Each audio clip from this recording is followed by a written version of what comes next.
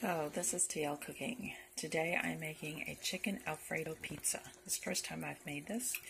So I'm putting things together. I fried up some chicken breast, and I also made a Alfredo sauce. And Alfredo sauce has a stick of butter, 8-ounce package of cream cheese, a half a cup of milk, and a 1/3 cup Parmesan cheese. And I also made my dough, which is made with a Pillsbury roll mix. I mix that up and it is rising now, and then we will put it in our pan.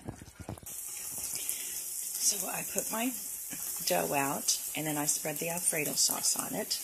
Next I'll put some more cheese and then the chicken and then some more cheese. So this is with all the cheese on it. Of course I put extra on it. So I'm going to bake it in a 350-degree oven.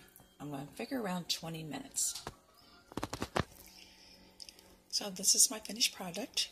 It is a chicken Alfredo pizza. Please try it, please subscribe, and enjoy.